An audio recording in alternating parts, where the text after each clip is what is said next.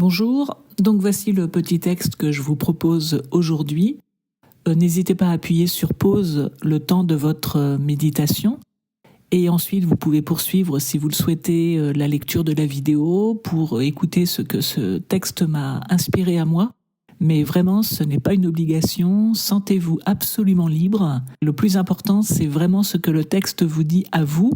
Et si justement vous souhaitez partager, mais là non plus ce n'est pas une obligation, faites-le en toute liberté si vous le désirez. Donc si vous souhaitez partager ce que le texte vous a inspiré, n'hésitez pas à le faire en commentaire.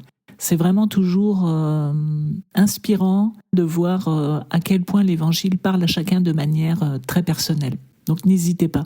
Bonne méditation. Alors je trouve ce texte très parlant parce qu'il illustre bien les préoccupations que peuvent avoir parfois les disciples du Christ, ceux qui suivent le Christ. D'abord préoccupation pour leur sécurité matérielle, parce que là peut-être que les disciples se préoccupent du fait qu'ils n'auront pas à manger, puisqu'ils ont oublié de prendre des pains, et donc ça les inquiète. Voilà, ils sont perturbés.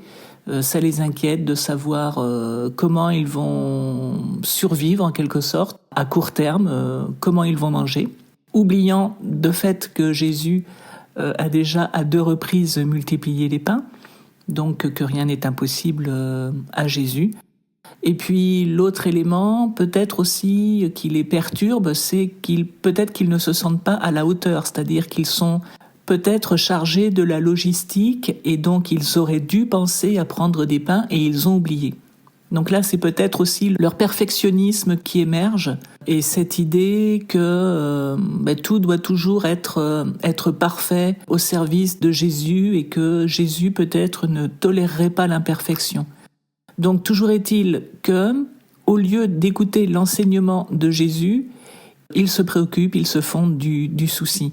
Or, c'est vraiment l'enseignement de Jésus qui est le plus important, d'autant que Jésus parle de quelque chose qu'il vient d'expérimenter, à savoir le levain des pharisiens, c'est-à-dire les mauvaises intentions des pharisiens, et d'une manière générale, tout ce qui peut induire en erreur les disciples de Jésus, tout ce qui peut se mettre sur leur chemin, constituer un obstacle, et dont il faut se préserver, se prémunir. Et pour ça, il faut être capable de le reconnaître. Quelles sont les intentions des gens ?